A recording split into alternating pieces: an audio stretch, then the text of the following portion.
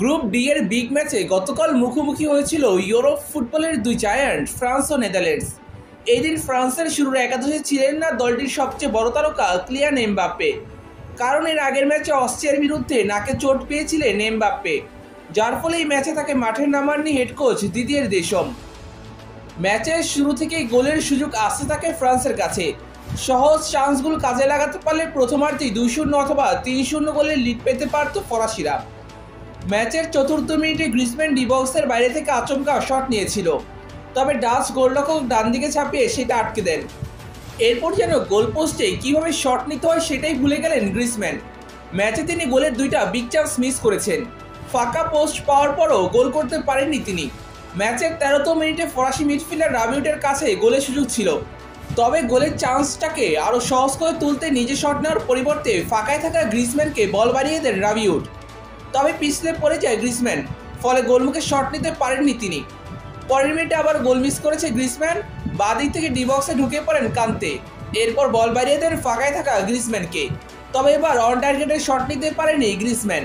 16তম মিনিটে ডি বক্সের বাইরে থেকে গাকপোর শট আটকে দিয়েছেন ফরাসি গোলরক্ষক। গোলশূন্য সমতায় থেকে প্রথম অর্ধ শেষ করে দুই দল। দ্বিতীয় অর্ধ গোলের একের পর এক চান্স মিস করেছে ফ্রান্স।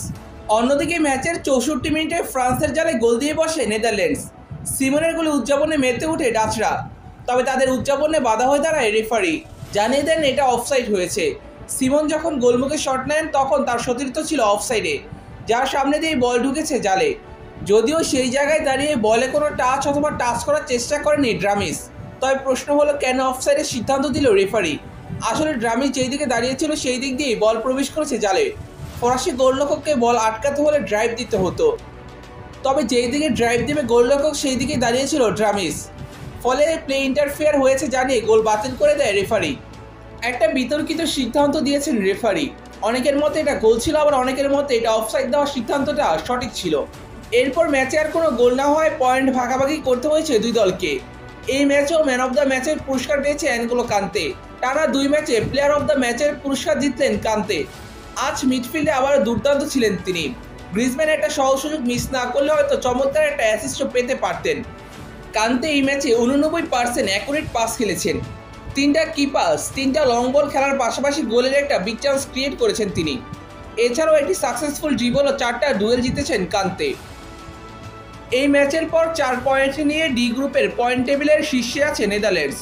সমান 4 পয়েন্ট নিয়ে গোল ব্যবধানে পিছিয়ে থেকে 2 নম্বরে আছে ফ্রান্স, আর 3 নম্বরে থাকা ইউক্রেনের পয়েন্ট 3, আর কোনো পয়েন্ট ছাড়া পোল্যান্ড আছে সবার শেষে।